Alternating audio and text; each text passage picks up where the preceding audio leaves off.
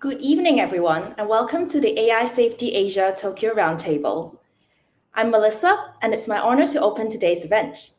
On behalf of ISA, thank you for joining us across the region and beyond for this important conversation on the future of artificial intelligence in East Asia.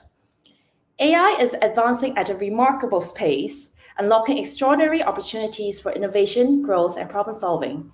But alongside these opportunities come profound risks and the governance of increasing autonomous systems. Everyone, and welcome to the AI Safety Asia Tokyo Roundtable.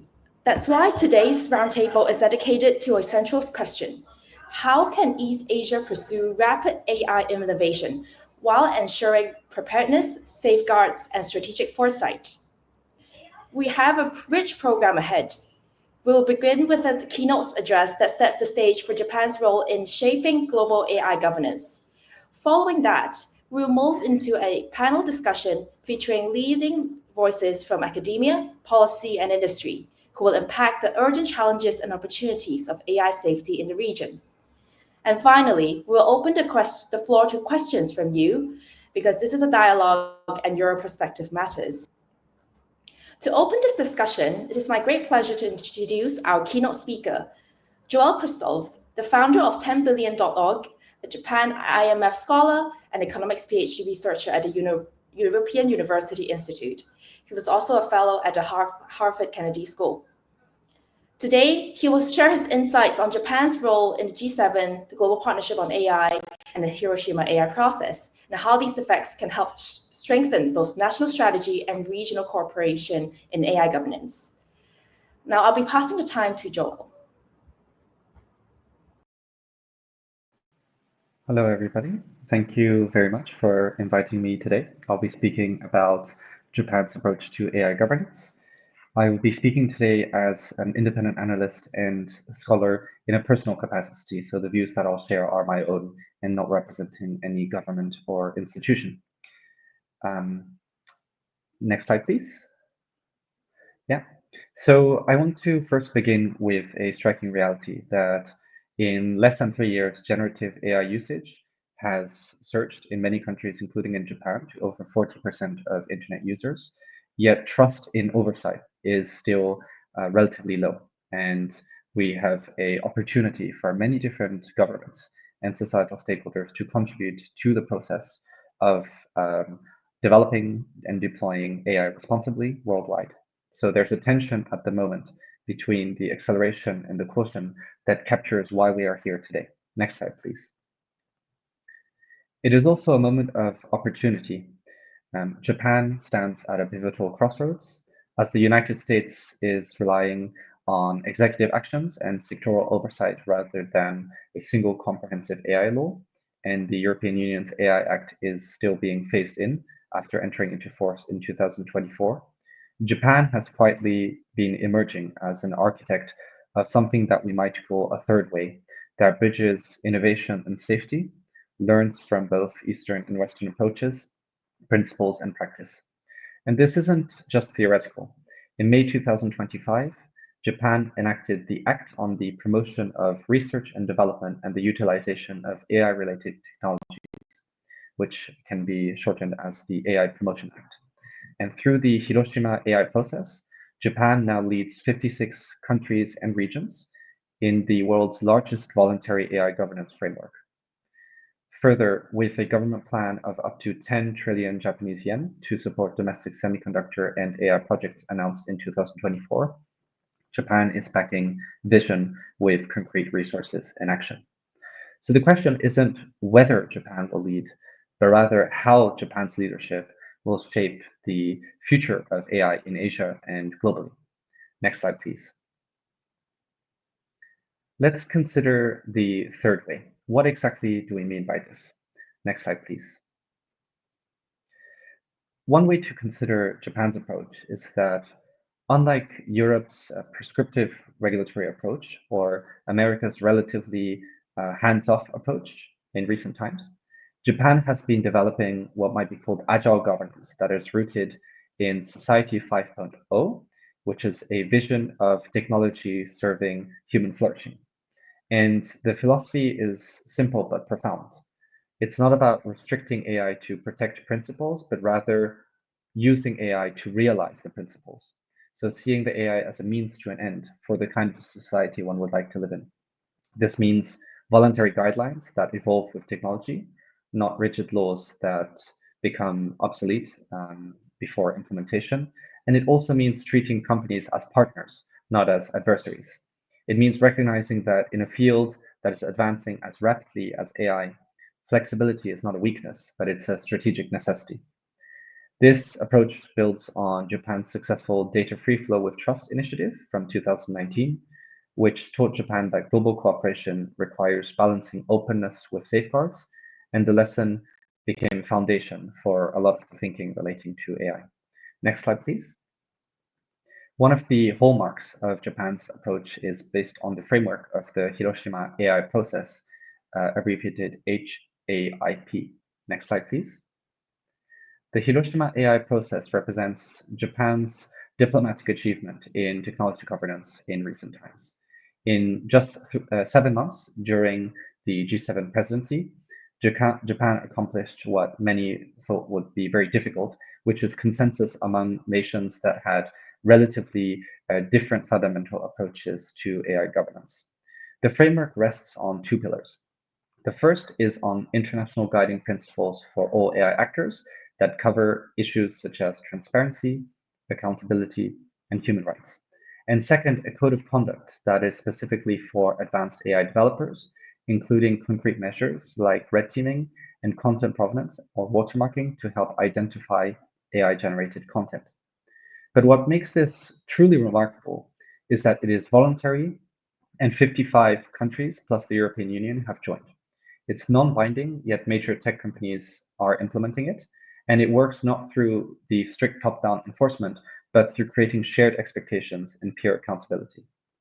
Since February of 2025, the OECD has operated the Hiroshima AI Process reporting framework, and as of April of 2025, it has published responses from at least 19 companies. So this isn't just a diplomatic achievement, it's also practical implementation that is balancing the interests and needs of different stakeholders. Next slide, please. Transitioning to the diplomatic bridge building, let's talk about G7 leadership. The role of Japan during the 2023 G7 presidency was crucial.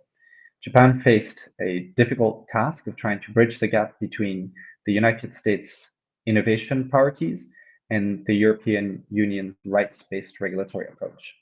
So Japan's approach was to combine strategic patience and creative framing by emphasizing the shared values, particularly relating to democracy and the protection of many rights that citizens cherish, while also respecting the different implementation approaches. Japan led practical measures that the different G7 members could support, such as the watermarking for AI content, the lifecycle risk management, and preventing malicious use. And the result was this international AI framework that was endorsed by all the G7 nations at the time, but more importantly, showing that in international AI governance, consensus is possible when you focus on outcomes rather than methods and understand both the interests and the positions of the stakeholders involved. Next slide, please. Next, making it real, let's talk about the implementation through the GPAI. Next slide, please. As you know, principles without practice are merely words. And that's why Japan established the GPAI Tokyo Expert Support Center, which is the third such center globally after one in Paris, France, and Montreal, Canada. And under Dr. Harayama's leadership, who will also be speaking today, this center transforms the high-level agreements into practical tools. For instance, earlier this year at the Tokyo Innovation Workshop in May 2025, the center convened over 170 participants from over 40 countries and regions to advance multilingual AI benchmarks and governance interoperability. And this creates a vital feedback loop between the diplomatic agreements that define what we need to achieve, the GPAI projects determine how to achieve it, and the practical insights inform the next generation of principles. Next slide, please. Let's also consider the domestic foundations, the capabilities and challenges. Next slide, please. Japan's international leadership rests on substantial domestic foundations, though challenges remain. The strengths are significant. For example, the ABCI 3.0 supercomputer launched in 2025 delivers around 6.22 exaflops of AI computing power.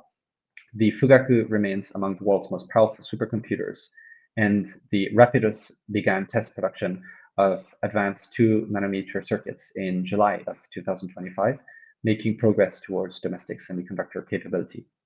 But Japan also faces some critical challenges that it acknowledges. Japan could face a shortage of 600,000 to 800,000 tech workers by 2030 in a high-demand scenario. And despite this, the JSKIP and JFIND visa programs were launched in 2023, which is intended to attract the necessary talent at scale.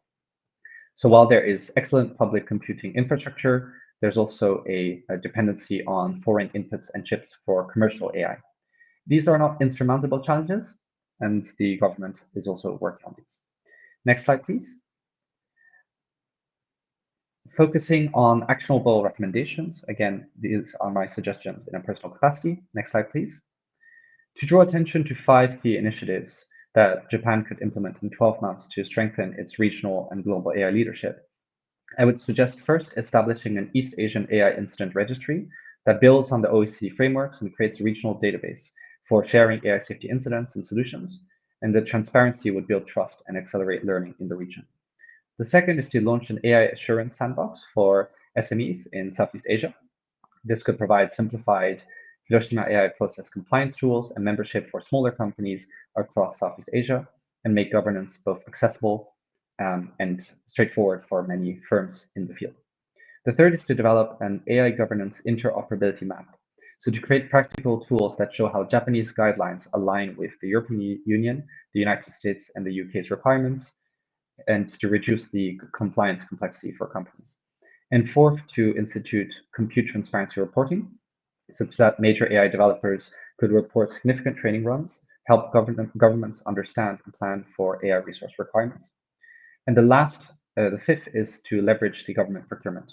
So to consider how government AI systems can be designed to implement the Hiroshima AI Process principles to demonstrate the leadership through action. Next slide, please. So in conclusion, the path forward. Next slide, please.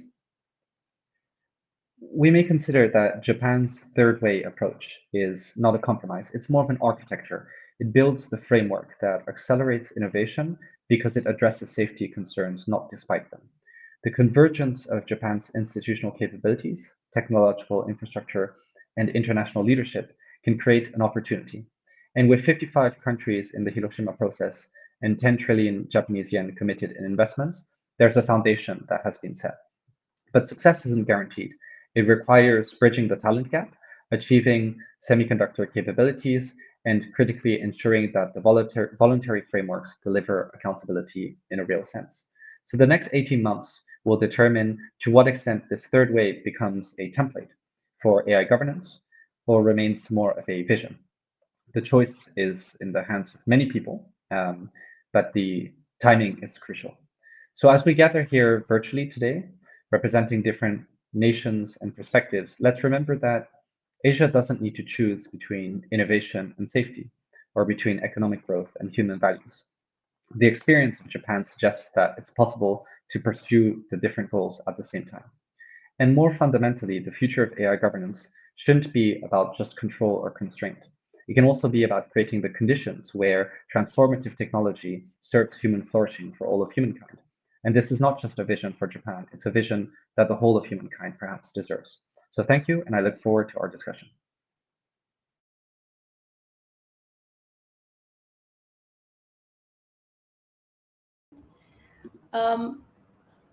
Thank you for those powerful insights into Japan's leadership in the G7 and the global partnership on the AI. The keynote has set the stage beautifully for the discussion that we're about to have. And now we'll move into our panel discussion, where we will explore the broader landscape of AI safety and governance across Japan, and examining not only the opportunities, but also the challenges of building systems that are both competitive, safe, innovative, and yet responsible. To guide this dialogue, I'm delighted to introduce our moderator, Eleanor Warnock. Eleanor is a journalist and a business executive who has worked across 3 continents. She began her career with the Wall Street Journal in Tokyo, later as deputy editor of Sifted, and she currently advises Backventures. She also authors Chief Word Officer, a weekly newsletter on AI and writing. And joining Eleanor on today's panel, we have Kyoko Yoshinaga, a project associate professor at Keio University Graduate School of Media and Governance. We also have Merve Hickok, who is, we also have Merve, who is the President and Research Director, Center for AI and Digital Policy. And last but not least, we have Dr. Yuko Harayama, who is the Secretary General of the Global Partnership on AI GPAI Tokyo Expert Center. And she's a former Executive Director charged of International Affairs at RIKEN. So without further ado, I'll pass the time to Eleanor to begin our panel speak. Amazing. Thank you so much, Melissa. It's a pleasure to be on this panel with three incredible, distinguished voices. And I think Joel said it really well. The future of AI implementation and safety is going to be defined by many different people. And I think today's panel really represents that multilateral and multi-stakeholder approach that we need to ensure we can navigate AI's challenges and opportunities. So first, I wanted to dig into a little bit more around the current state of affairs in Japan with our panelists. And maybe I can come to you first, Yoshinaga-san, to give us a little bit more information about why Japan has chosen this third way, right? Joel talked about agile governance, a guidance-based way of regulating AI. Can you tell me a little bit more about what's behind that versus other regions' approaches? Sure. Comprehensively, there are three main reasons why Japan chose soft law approach. First, AI use is seen as a solution to social issues. We have serious social issues such as labor shortages due to low birth rate and aging population. Second, there's a time lag between formulation and enforcement of laws and the speed and complexity of AI technology development and social implementation. In Japan, it takes a lot of time to make law. And if we make sure that there are no overlaps among laws, and if we were to make a law, we would need to define AI. And once the law is made, it is extremely difficult to abolish the law. Third, rule-based regulations with detailed obligations might hinder innovations. These are stated in the preface of the AI Guidelines for Business, for which I served as a member of the Ministry of Economy, Trade, and Industries Expert Commission. The guidelines themselves were jointly drafted by METI and Ministry of Internal Affairs and Communications. So Japan has set a national goal of realizing Society 5.0, which is a human-centric society in which both economic growth and solutions for social challenges are achieved through cyber-physical system. So there is a strong need to promote innovation, not only to boost the economy, but also to solve social issues. In line with this, beyond the AI Guidelines for Business, Japan released the guidelines for the use of generative AI in the public sector and AI procurement this May, and also enacted a new law, AI law, though notably without punitive measures. At the same time, Japan has been amending some hard laws in a sector-specific way. I would say that this combination of soft law guidelines and sector-specific hard laws is quite appropriate approach in Japan. So if Japan had taken a hard law approach with punishment, I would say that many companies would likely hesitate to innovate because Japanese companies are generally risk averse. In our culture, making mistakes is seen very negatively. So businesses tend to avoid situations where they could be penalized. Now, if it's a non-legally binding soft law, enforcement issues always arise. And I will explain briefly why I think non-legally binding soft law works well in Japan. First, in Japan, there's a belief that soft law works because of Japan's historical culture of government and business relations. When government says do this, companies often obey the rules, even if it's not legally binding. Second, major organizations are often invited in the rulemaking process through membership in a government ministry's commission, and smaller organizations tend to follow larger organizations' lead. Many Japanese organizations were already following the previous guidelines on developing and using AI. Third, Japan is the country where there's a huge social sanction, as seen in the personal data leakage incident. So once a company leaks personal data, social sanctions are huge, get criticized by society, and the reputation of the company will go down and lose social trust that is linked to the survival of the company. So companies are very serious in maintaining the reputation and work on the AI governance as its corporate social responsibility. Also, there was a case recently where a person created an AI app that detects who has autism based on the facial recognition and made it publicly available on the internet how he created it. But it created a huge debate and was criticized from mass media and public that he was, in the end, forced to delete it. Thank you so much, Yoshinaga-san. I'd love to turn to our two other panelists and just ask, what do you both think are some of the trade-offs and some of the benefits of this sort of approach for Japan? Maybe Merve, we could come to you.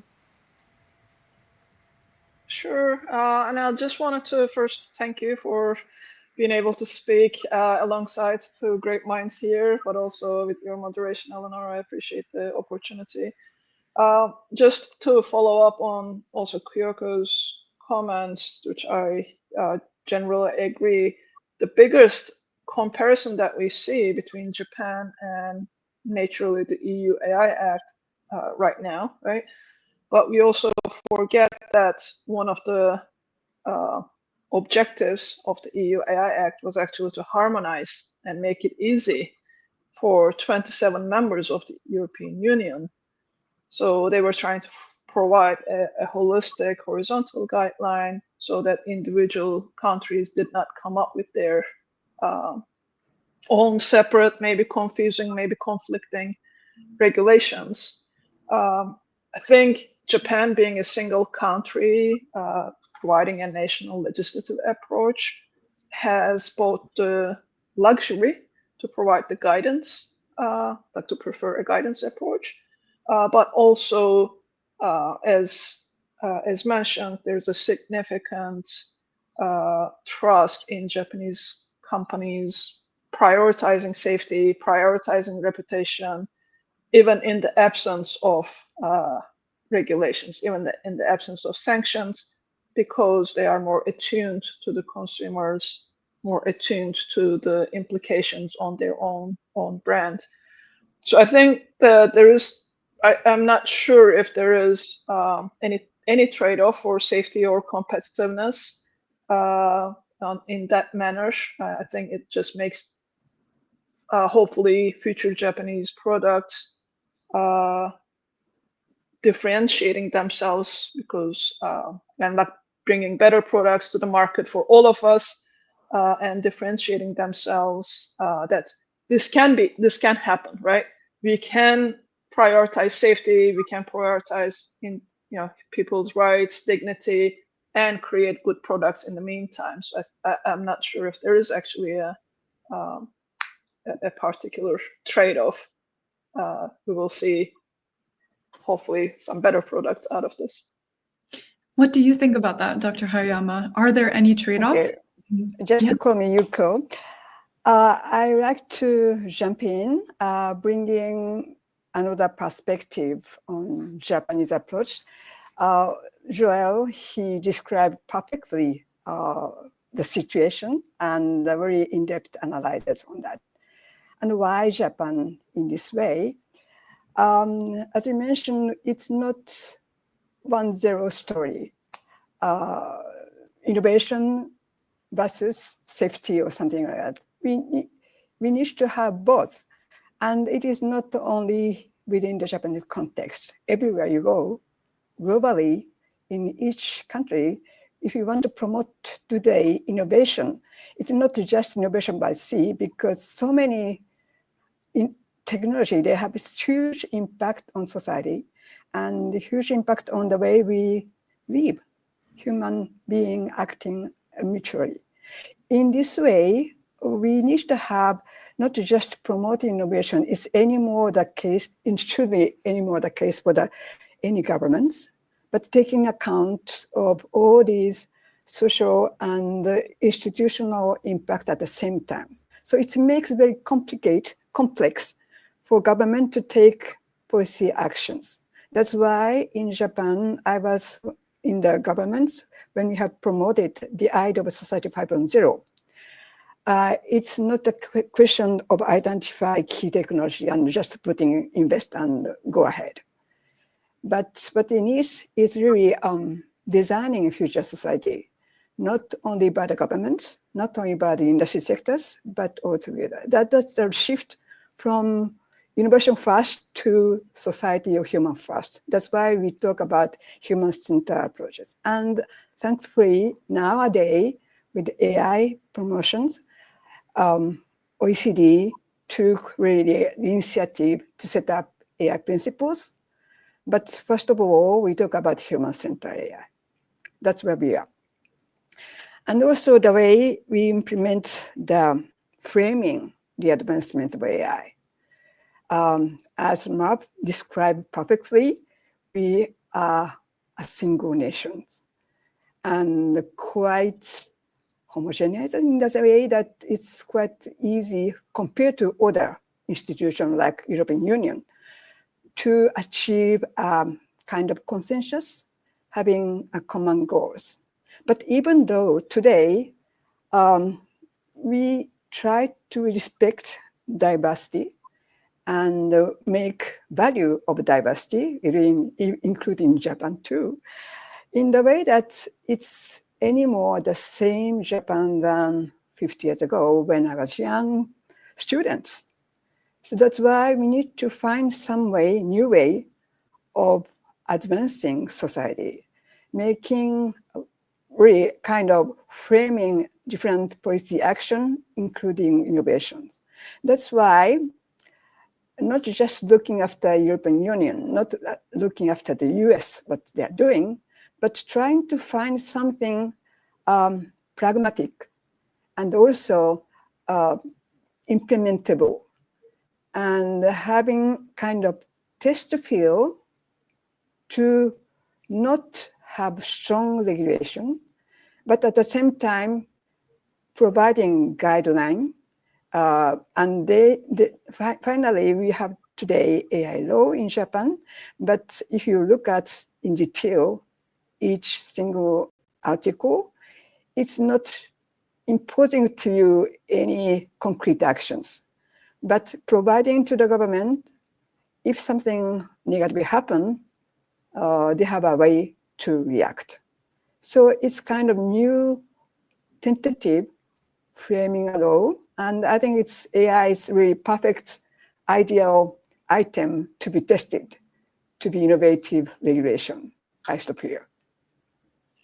Thank you so much, Yuko. I love that you frame this also as, you're designing a society. And within society, of course, there are individuals. And so involving people who will build that society is also such an important part of the process. And I think that Japan did such a good job of bringing lots of different stakeholders in. Maybe, Kyoko, you could tell us a little bit about what that process was and kind of how Japan involved people from business, civil society in creating this really innovative legal approach. Yes, in Japan's policymaking process, a multi-stakeholder approach has been central. For example, in the expert commission for the AI guidelines for business, which I was part of, members came from very diverse backgrounds, not only from academia, but legal practitioners, but also large technology companies, AI startups, and importantly, civil society groups such as consumer protection organizations. The idea was to bring in different perspectives from the very beginning so that the guidelines will not only reflect the views of developers and business, but also the concerns of users and society at large. Merve, what do you think about this? Like, how can governments get users, actual consumers of this tech involved? How should they get them involved?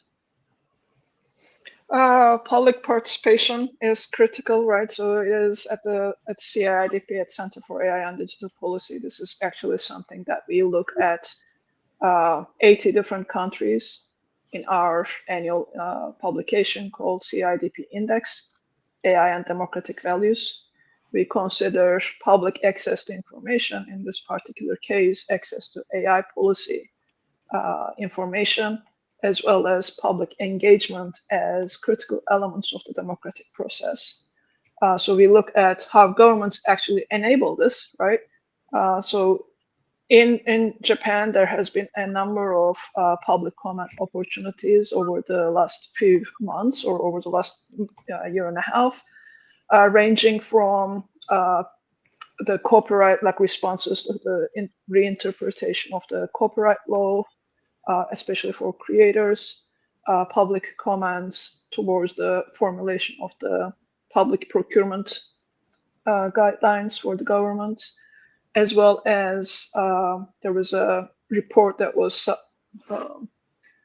an interim report, or like a draft report, that was proposed by the government or the council at the end of last year, I want to say, that was opened up to the public. And they wanted to get more like public engagement and feedback towards what was prioritized in that report, like the future policy directions. And it makes for like definitely getting people more engaged. And as far as I could read, not only the comments, the summaries, because the public, actually the Japanese government and the public agencies do a really good job of publishing those feedback comments later as well, not only in like individual form, but in summary, like by topics as well. So you can actually see not only engage, but see what are the top priorities as well. So I think there was a really good engagement in that sense, and we're seeing that more and more. I think, as opposed to some other policy discussions, there is more engagement on this because it impacts more people more intimately right now. But we were really happy to see that engagement at large. Yeah, you mentioned the guidelines around procurement as well, Merve. I would love to hear, maybe we can stick with you for now, a little bit about how you think that those procurement guidelines and how kind of public sector adoption can help with AI safety. I personally believe it is one of the most critical levers to ensure trustworthy and safe AI, especially when you're bringing it into the public sector. Some of the audience might know that I actually wrote a book about this and kind of analyzed the current public procurement practices across multiple countries, Japan included, interviewed stakeholders in Japan, UK, Chile, Japan, US, Canada, and a number of European countries. We see a similar challenges and similar issues that in most of these countries, procurement of AI is still treated as traditional software, despite the new and emerging risks of AI, whether because of its data-based, depending on the quality of the data, its probabilistic systems, the performance might change, and a lot of new cybersecurity issues that brings with it, but governments still buy it as traditional software without those assessments. So again, we see some developments about this in US, in Canada, and UK. So seeing this as one of the priorities for Japan was again really, really good to see, and it happened very quickly after the announcement from former Prime Minister saying this will happen, and then in a few months they opened the public comments, and it was finalized in pretty short order. I think the devil is going to be in the implementation of it, right? Yeah, definitely. Could you give like one or two examples of like what kind of AI tools governments would be procuring?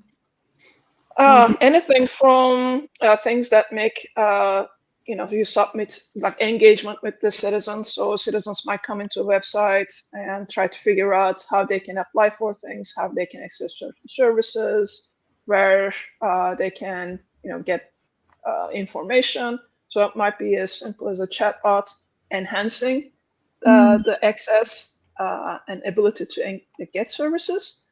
It might also be more riskier stuff as like fraud detection for people applying for government benefits, Right. or law enforcement or immigration. We see a lot of AI now being deployed, for example, in US and across European borders that would have more human rights impact. Yeah. Kyoko, how have you seen this through your involvement also in Japan, the procurement issue? Yes, thank you. So earlier, I mentioned that the guidelines for the use of generative AI in the public sector and AI procurement was released at the end of May in Japan. It proposes the creation of an advisory board on the use of advanced AI, and I was appointed to be a member of this advisory board. This board is expected to receive risk information collected by individual ministries from companies based on provisions in the AI law, which authorize ministries to request such information. The board would then analyze this information and consider appropriate recurrence prevention measures. This model reflects a proactive multi-stakeholder governance structure that could serve as a foundation for AI oversight, particularly in high-risk public sector use cases. These guidelines also reinforce compliance with the existing AI guidelines for business, as they explicitly refer to and build upon that framework. So if companies want to sell AI products to government, they would need to follow both the AI guidelines for business and the guidelines for the use of generative AI in the public sector and AI procurement. I want to come to you, Yuko. We talked about procurement, public sector procurement right now as one lever for, to improve AI safety and also to improve adoption. What are some of those other levers that exist for Japan? And what might be some bottlenecks for adoption? I would say procurement is really critical components described by Merve and Kyoko. And just I will add one point by saying that usually we proceed procurement, public procurement, to make optimal use of taxpayers' money. So how to efficiently and efficiently use the money. But with AI, it's not sufficient to have these approaches. And there's so many unknown risks. So we need to be innovative in the way to really set up this procurement system.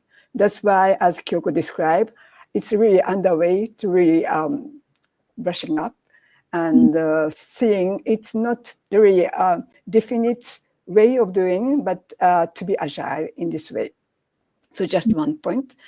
Other point that I will mention is that use of AI in the public sector, usually we think about the central governments, but core stakeholders are local governments.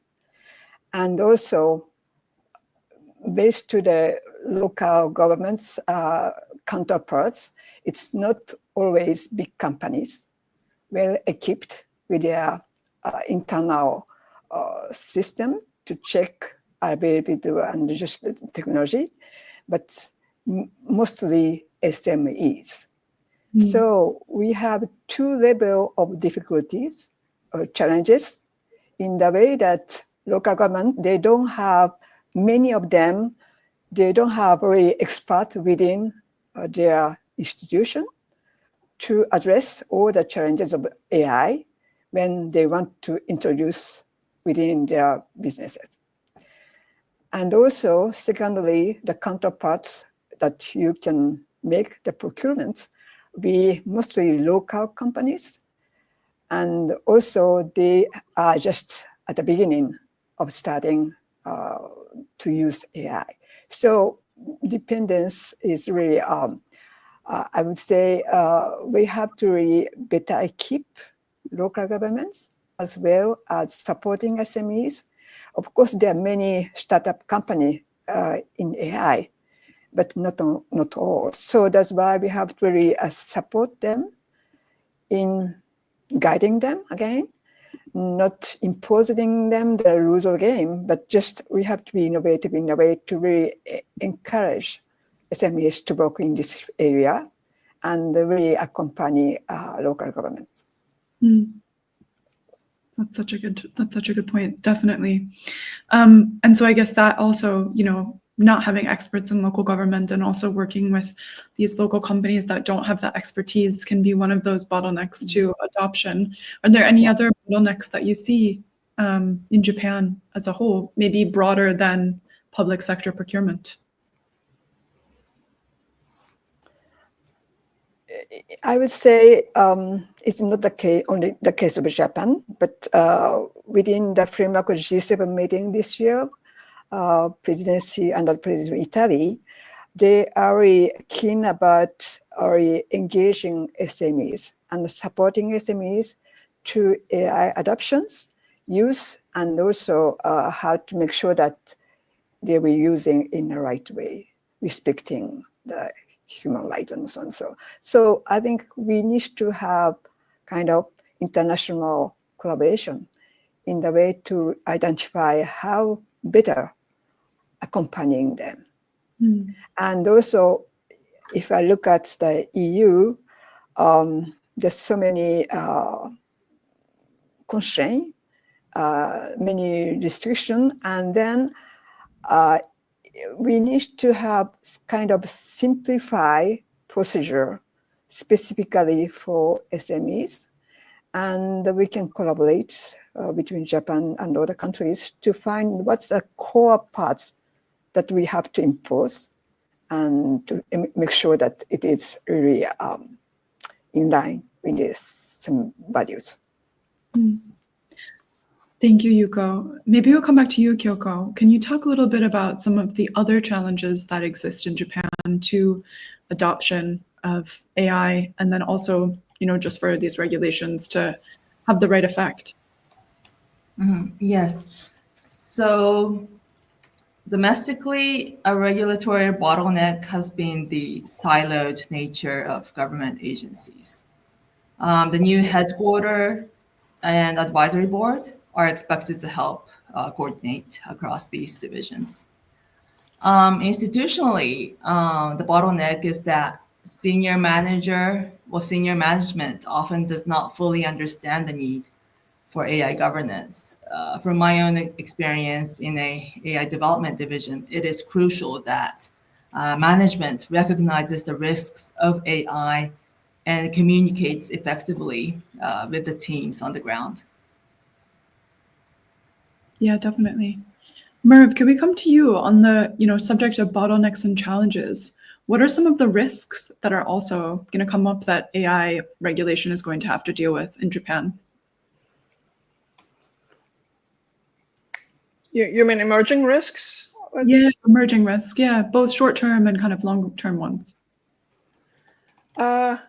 I think just being able to respond to the known risks, known and emerging risks, for anything from bias to cybersecurity, deepfakes, a lot of fraud activities that are relevant, that are amplified by deepfakes, as well as disinformation. This is not only about like a big issue in US or Europe, but I think within the region, Southeast Asia, Asia in general, is also a significant issue.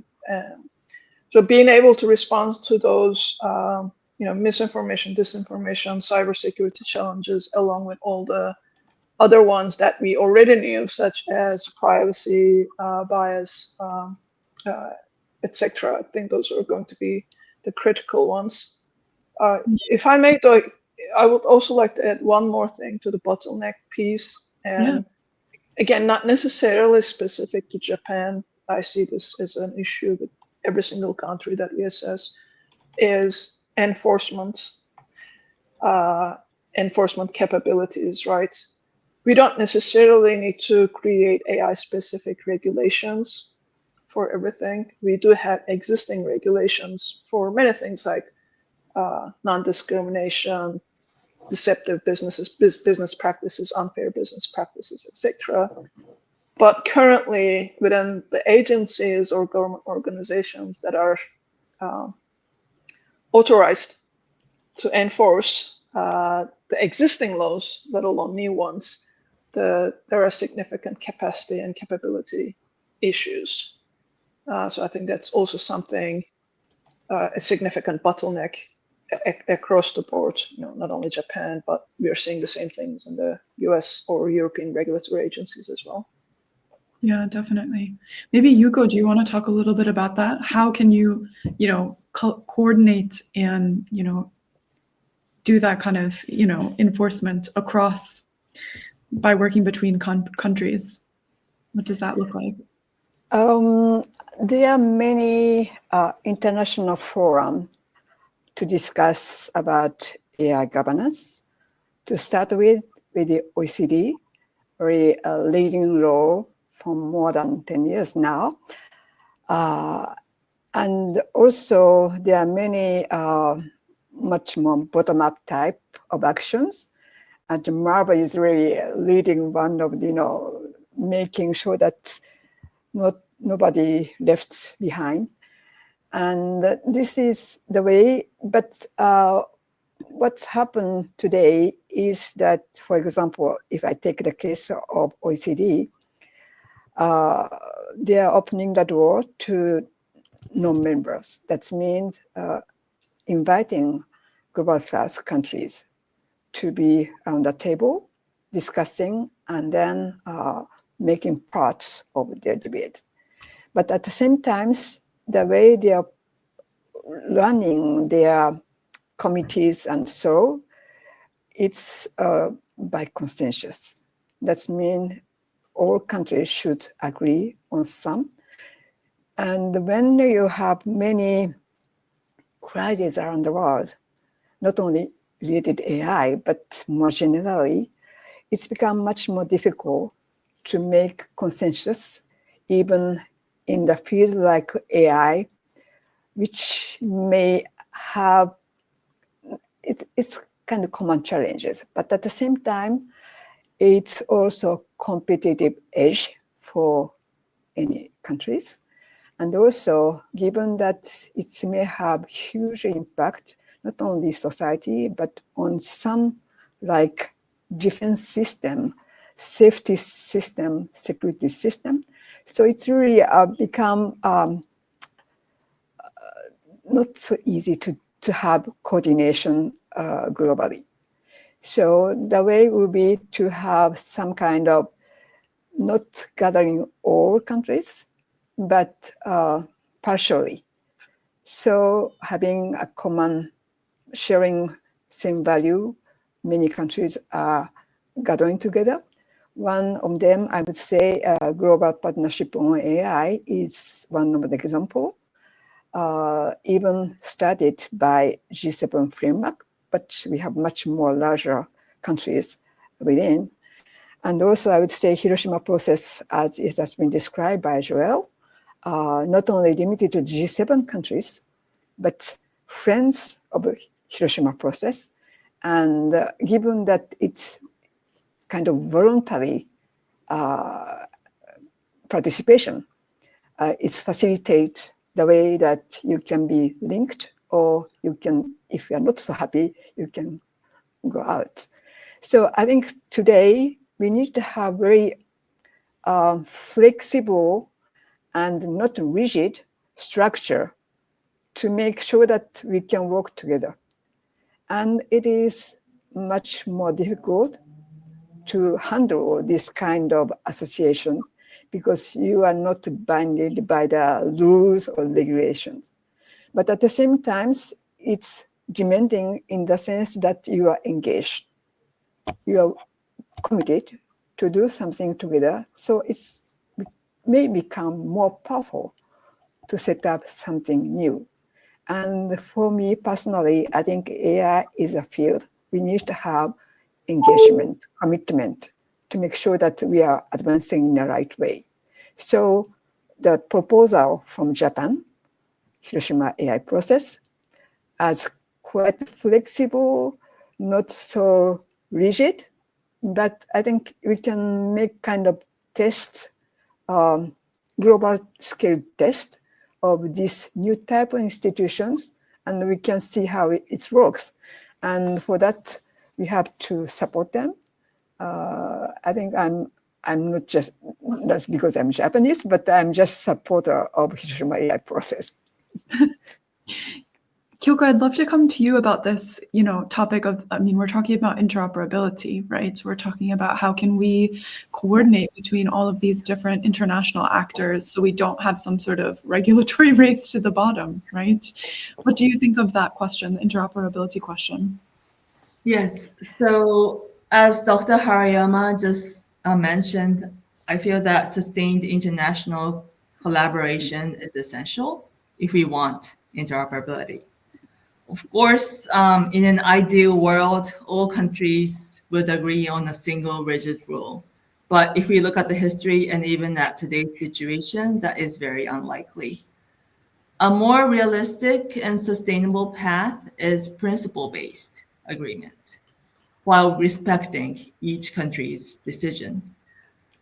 Given the differences in legal traditions, institutional capacities, economic structures, and technological maturity, the way forward is incremental convergence through soft law instruments and shared international principles.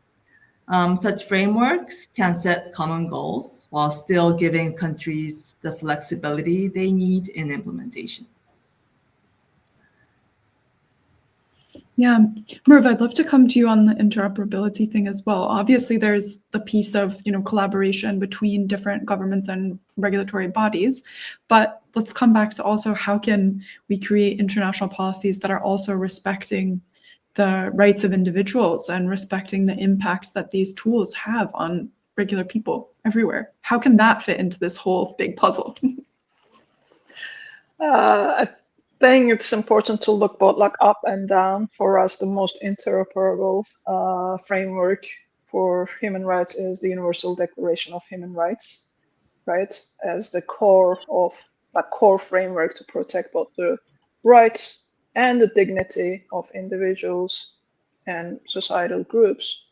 And those are inalienable rights, as like no one gives it to you because you're a human. You have those rights, and they should not be infringed. So I think the most interoperable framework in that sense is that one. But I do agree that it is in such the situation not only with AI but other policy issues as well. We are in a contentious or conflict world that has multiple conflicts right now. Mm-hmm. So it is hard to come to a consensus immediately or at a higher level. My concern, and I watched this somewhere else a few times, is over the years we have seen within the human rights defender world, interoperability being a race to the bottom of agreeing to the minimums, right? The lowest common denominators. Yep. I would like to see a world in AI policy, AI governance at large, that we agree on the higher denominators, right?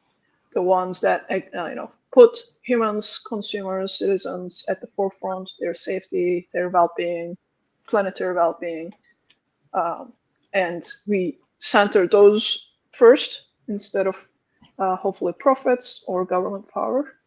And I think that makes a huge difference. So yes, we need interoperability. Yes, we need collaboration, but we need it at higher levels than we have previously experienced in other fora. And are you optimistic about that happening? Is there anything that makes you optimistic about that? Yes and no.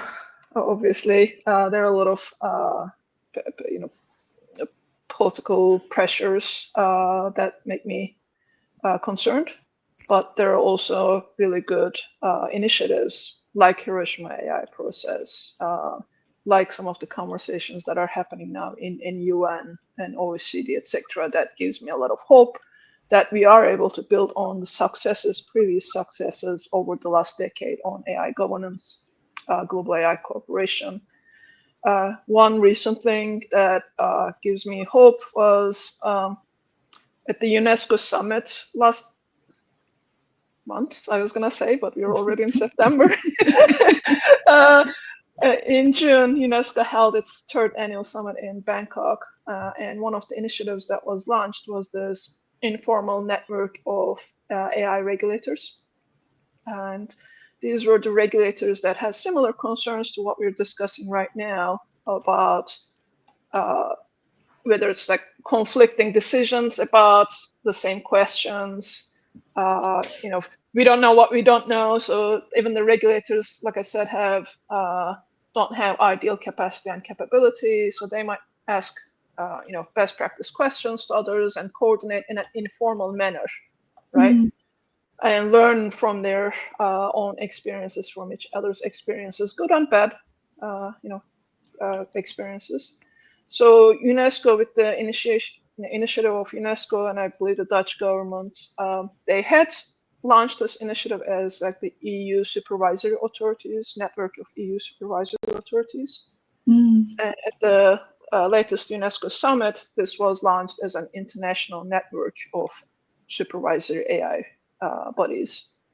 So now, hopefully, we can have this informal network where the regulators themselves, share experiences, share knowledge, and that aim for like that higher denominator on governance as well. So I am hopeful in that sense. For sure. Let's maybe jump ahead a little bit to imagine a world where AGI, or at least much more sophisticated AI systems than we have today, becomes a reality. What will that mean potentially for regulation? Kyoko, maybe I can ask you to speak about this one. Yes, thank you. So I feel that not only Japan, but globally, we need stronger regulation if we achieve AGI. Traditional AI governance principles of transparency, explainability, and accountability become insufficient when dealing with more sophisticated AGI. AI systems that exhibits significantly higher autonomy than current systems. In such situation, controllability element should be the primary focus of AGI governance to prevent unintended consequences. I just spoke about this at the International Conference on Robot Ethics and Standards in Porto at the beginning of July, and wrote a paper on this, so it should be publicly available soon. None of the major AI regulatory frameworks currently in force explicitly include controllability as a core principle, even though the concept may be implied. However, interestingly, Japan's earlier AI R&D guidelines back in 2017 explicitly included controllability as one of the 9 core principles. The guidelines stated that the developers should pay attention to the controllability of AI systems. They encourage the developers to conduct verification and validation in advance, and to ensure that supervision and countermeasures by humans or trustworthy AI systems will be effective within the limits of technologies used. However, when these principles were later integrated into the AI guidelines for business, this principle of controllability was dropped from the list of core principles. Although the concept remains embedded in other principles such as safety or accountability or transparency, I feel that controllability should be recognized as a central principle in the era of AGI. Yeah, well, we'll see how soon we get there. It's unclear, yeah. We have about 10 more minutes left on this part of our discussion before we go into questions, answers. And so I kind of want to bring our conversation to takeaways, that people can have from today's discussion. So Yuko, maybe I can come back for you. what would you want people, what do you think other countries, regulators or anyone who's thinking about AI safety and governance could take away from Japan's approach and Japan's experience? What we are doing now is kind of trial, if you want. So let's work together to find the better way to do and be a part of this experimentation. Yes, I imagine for the future, no way really to be fixed forever. So it should be adaptive and it should be evolving. So it's a new way of handling, framing new technology. So let's be a part of this experimentation. That's my message. And also just a word about the future. I'm by nature optimistic, and I will stay with. And in particular, within GPAI, we are creating a student community. That means the future is up to them. They have to feel a part of this decision making, not just following, but senior providing as a framework, but they should be a part of this discussion about how to frame AI. Definitely. What do you hear from the students that you've talked to? We are creating a group of students, recruiting students to work on these AI issues. And by the past, we invited them to go to visit companies, Japanese company using AI, discussing with them, reporting, and we have several. We have 3 already reports. And if you're interested in, I can share with you the link.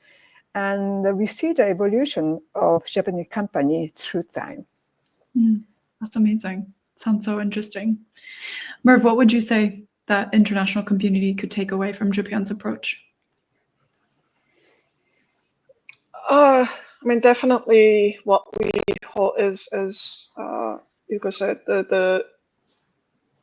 we are testing, like the Japanese policymakers and society and business will be testing on putting this safety and innovation perspective, which I believe it will work, and I hope it works. I'm just as optimistic as she is in terms of like life perspective to life, and I hope that will be taken on board by others, not only the Asia or Southeast Asia in particular, but as an alternative model, as an alternative way of not only governing this technology, but also like developing this technology or deploying this technology and adapting this technology. So I'm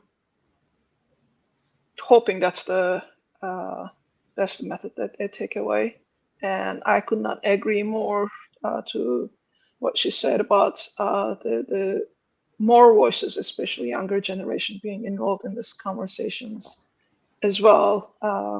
We talk about different parts of the world involved in the global conversations, and that's incredibly critical if you want this to be a global, to contribute to the global well-being, not only one country like dominating the others or one country going ahead and it becomes a win or lose. We want this to be a win-win for everyone. So we need global voices.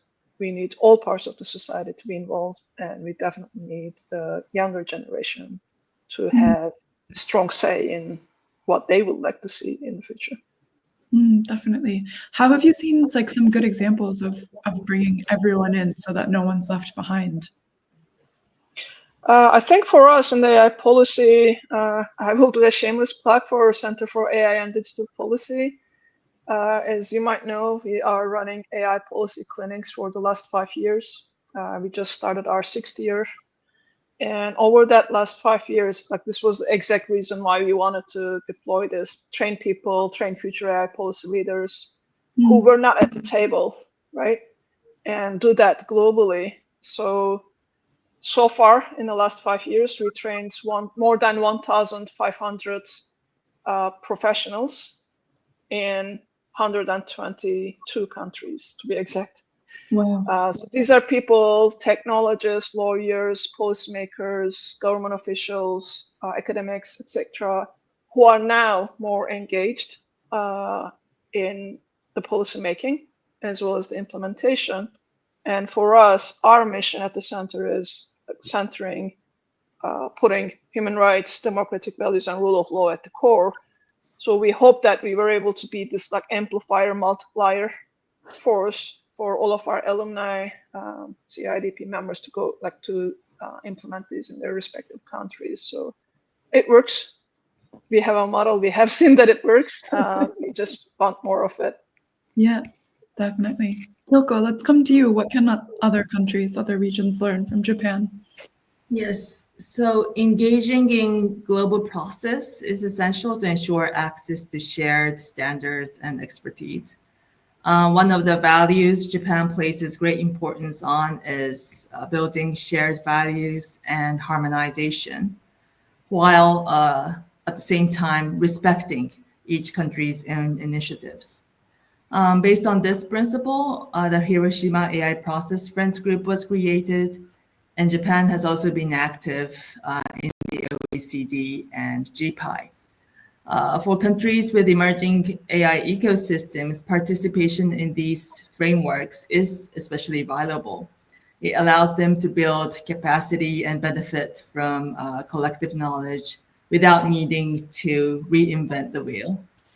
And also, I would like to mention that for countries with emerging AI ecosystems, many may not yet have the institutional capacity or resources to implement comprehensive binding AI regulation. In such cases, soft law can serve as a very practical starting point, helping to build norms and trust without stifling innovation. And soft law instruments provide flexible, low-cost entry points for companies, and they can also be updated more quickly than legislation. This makes them especially useful in fast-moving areas like AI. I'd also like to follow up on this too, Kyoko, because I feel like one question I'm getting this week from people in Europe is, okay, great, Japan has this really innovative approach and has been really active with, regards to AI regulation, but there's obviously political turmoil right now with the resignation. Do you think that long term, do you see a commitment from Japanese policymakers to follow on with this kind of commitment to AI regulation and safety? Yes. So as you already know, Prime Minister Ishiba recently announced his resignation. But even if the head of the party changes, I don't think there will be any change in Japan's AI strategy.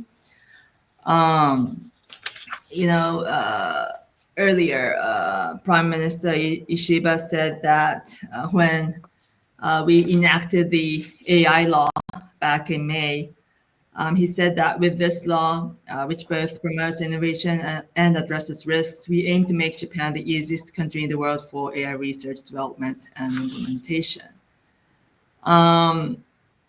In autumn, headquarters was set up, as well as like advisory panel. And I think it was just today that it was announced that the AI basic plan will come out soon. Especially like focusing on like AI use in the rural areas, because there's the labor shortages in such areas are very serious. So I think that this concept and strategy will continue even if the head changes. Yeah, I think that's a really good segue maybe into the question and answer. So I see we have a lot of great questions coming into the chat, and I'll move into that. I would also remind everyone that we had Joel's presentation at the beginning, and so we can definitely answer questions about that presentation as well if anyone has them. Kyoko, you just mentioned, the labor shortages in Japan. And there's a question here about how Japan can address those in the future. I think it's interesting, despite the, some of the political bumps right now, those long-term challenges are not changed, right? Those continue to exist. Joel, actually, maybe this is a good question to come to you on. How do you see Japan addressing those tech talent challenges in the future? Yes, thank you. So I think that regarding the talent and integration challenges and specifically the gaps, I think that it's going to require doubling down on some approaches that have been begun, but it's a bit early to see many results. So for instance, the fast tracking of high skill visas with the JSkip and JFind, also enabling and facilitating the English language filing and predictable decisions in a short time frame of 2 to 4 weeks where it's possible. But it's also a question about scaling the domestic talent. So making it easier for people to have bilingual or English language training that can be relevant to STEM, perhaps at a master's or PhD level, the paid internships, and the larger reskilling for people that are mid-career. And the last aspect would be to compete on the offer and friction. So facilitating the market level pay with equity and also the digital onboarding so that it's more straightforward, and the kinds of cooperation that happen between Japan and ASEAN on talent as well. Yeah, definitely. Does any of the other panelists have a view on the tech talent issue? Perhaps also in the, from the perspective of, regulatory talent, right? Or talent that does understand AI safety and governance well.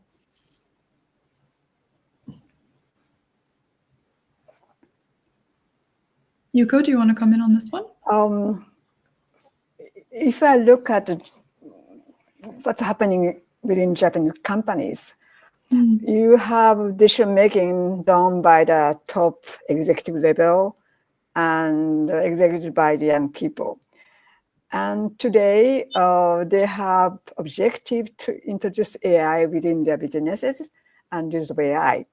But the big gap is that senior, they don't feel so comfortable using the AI. But younger generation, they used to use every day now. So the way we are running Japanese businesses within big companies or small companies, we need to have rebalancing of not only top-down decision-making, but just more integrating young generation to be a part of how we can use AI within. And that's something that we have to think about. And young people teaching to senior in the way and indicating and proposing something really. And that's could be a driver of change within the business to the way we are doing businesses in Japan. So just additional one. And the last point I would like to mention is really about education, because we are talking about talents and labor shortages and how to replace or accompany working place. But we have also think about the development of small children, because they are surrounded by AI today. And the way they will growing up,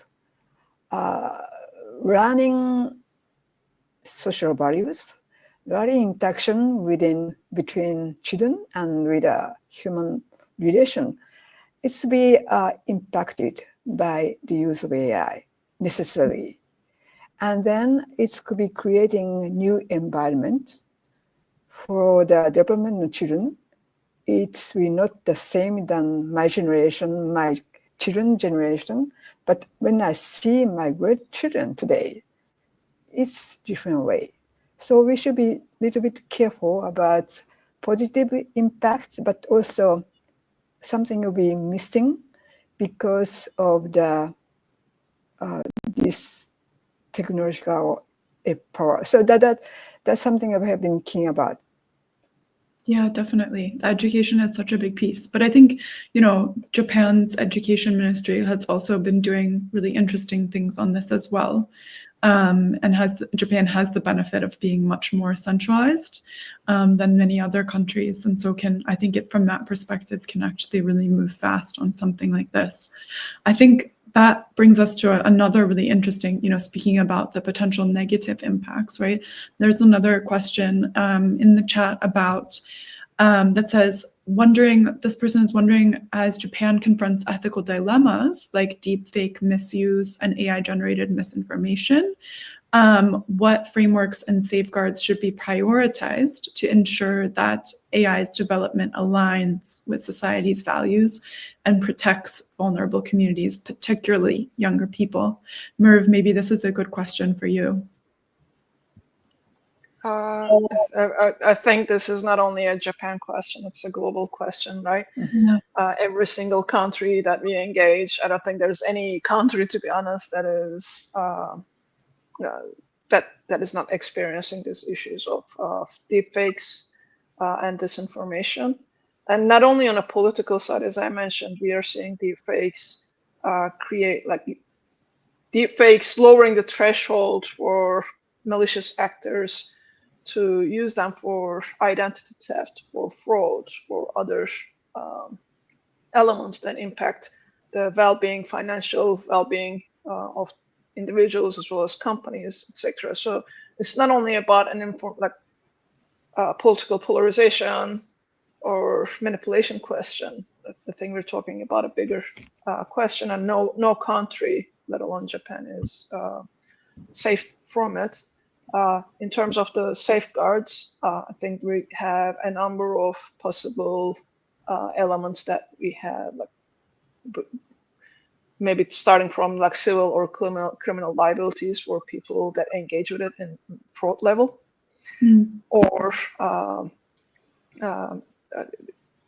where it's impacting someone's reputation. If you're talking about libel issues, or when deepfakes are used for other malicious purposes or for cyber attacks as well. So we have a number of protections between product safety, criminal and civil liability, civil rights protections and consumer protection stuff that we can actually use. But there is, again, an element of making sure that we can cover these pieces. I think that another conversation is going to be on where we actually don't have a good answer is this information piece, because it's such a thin line between managing disinformation versus managing freedom of speech. Yeah. And I don't think we have actually a perfect model yet, a framework that can be used. But I hope we find one in the future. But that is, I think, the thin line that for all others we can sort. We can have it clear cut, black and white responses. Disinformation is a bit more tricky one. Yeah, definitely. I mean, working in media, I see this all the time. It's so, and it's very dependent also on cultural context, and so really difficult. Kyoko, actually, I'd love you to maybe follow up on what Merve said about, some of these more, bigger risks, like deepfakes and stuff like that, because I think, we talked a lot about Japan's soft law approach, but there are also hard laws in Japan, right? And I think that's also part of how Japan can mitigate some of these risks and police some of these risks. So it might be interesting for you to talk about that side of things. Yes. So even with the existing law, if you deceive someone, it can be punished under criminal law. Also, there's civil law. But this deepfake problem, is it just enough to label, this picture was made with AI? So in the EU AI Act, I feel that, Article 50 states that you have to you have to mention that if that particular text or picture was, made with AI, you should label that. But then eventually, well, if all the people, really follow that rule, yes, that might be effective, but bad actors always do not comply with those. And how do we make sure that they do so technically? So I think the law itself or regulation has limitation, but that part we should rely on the fake detector technology. So some parts law can address this risk, but sometimes we have to rely on the fake detector technologies. Yep. There's another really good, actually, comment here, question here that I think is good to kind of sum up some of the things that we've chatted about today, given that we're coming towards the end of our discussion. This person asks, lately we've seen Japan, Korea, and Taiwan take their own distinct approaches to AI regulation, which differ from the EU's AI Act and the US's more market-driven approach and China's centralized state-led model. How do you think these regional differences will influence global standards, competitiveness, and public trust in AI going forward?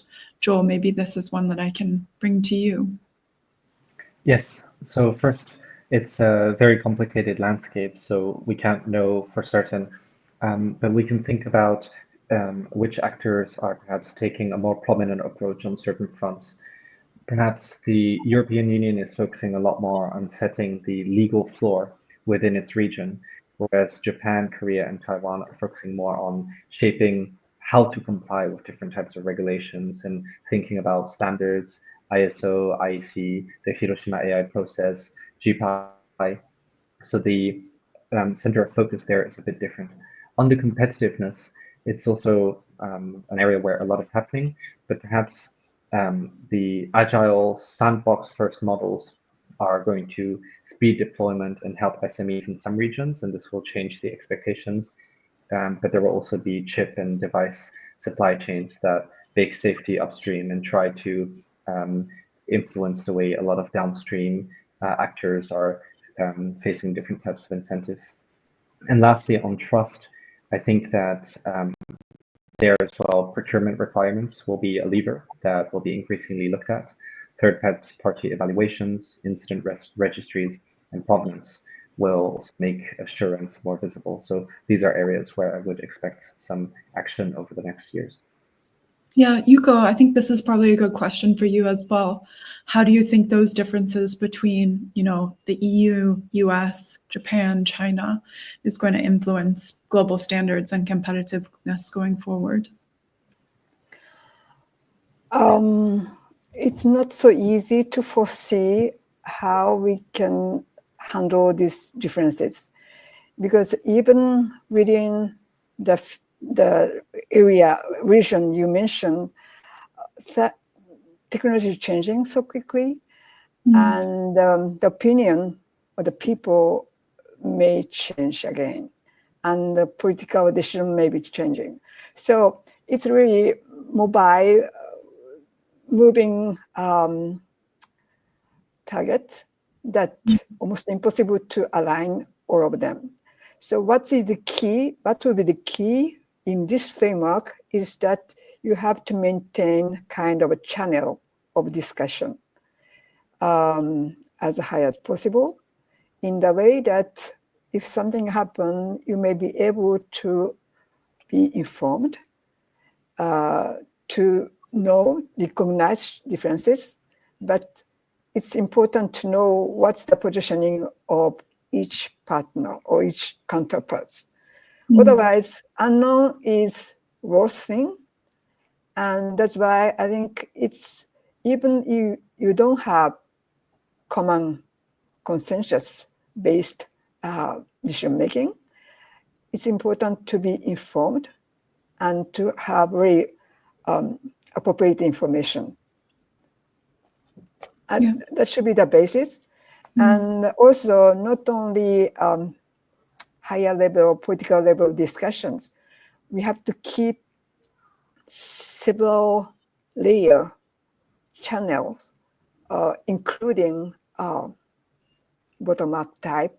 That means community of scientists, community of AI experts. That could be a counterpart if something wrong has been decided politically, to make sure that you have a voices of much more neutral way. So keep the dialogue, not only one channel, but multi-layer channel discussion. I think that segues really nicely into the final question, which is about how obviously AI involves both builders of AI and then implementers of AI, right? And so how do you involve both sides of that equation? So developers, scientists, with policymakers. Kyoko, what would you say about this in the Japan context? Yes, so earlier I mentioned that multi-stakeholder approach is very important. AI engineers will tend to think that they want to make whatever they want to make. Lawmakers, policymakers, they don't know what the risks are. And consumers also, they may not be informed of the risks. So all these people should gather in one place and discuss, not only like lawyers, engineers, but also philosophers, psychologists, anthropologists, economists, everyone. Because AI is not something that like classical computer, like software, but it would like have impact on humanity itself. So like interdisciplinary conversation is really needed. Merve, what would you say about this one around the builders of AI and the implementers? How to coordinate them? I think one thing is aiming or agreeing on the final principle, or like the guiding principles, right? That we both or both sides first agree on the, what is the final outcome that we want to see, what kind of impact that we want to make in the world, and what kind of principles should be prioritized to get there. I think sometimes there's a bit of a conflict, especially in a business context, a bit of conflict of interest and motivations between the two sides. Second piece is I would say information sharing. Right now, even if you're, let alone the individuals who are who have very, very limited access to information, even if you're a small, medium-sized enterprise, and you would like to, you're trying to decide between different AI vendors to adopt in your business, your access to the underlying training data sets, process evaluations, performance stuff, model decisions, etc., is very limited. Very, very limited. So you are taking on the risks that the main developer company has taken or thought was okay to push on the downstream users, downstream adopters, without actually knowing your risks. So let's say you're trying to adopt a general purpose AI chat system or like an LLM into your business practice, or an agent. You as a company do not have enough information, even under NDAs, to make a good informed decision to compare apples to apples, etc. I think we can try to do that without mandates, without legal mandates, and hope that works, because it means good business for everyone. We shouldn't have to mandate it, but there should also be a consideration about such mandates to allow small and medium-sized enterprises as well to be able to have that discussion with the developers and engage in those assessments, risk assessments, safety assessments in a more informed manner. Thank you, Merve. So we're almost at time, so I'm going to hand it back over to Melissa. Thank you so much for all of us. I just think today's session made me feel a lot more optimistic about where we're going and the possibilities where we can get to with more dialogue between all of the different stakeholders in these conversations.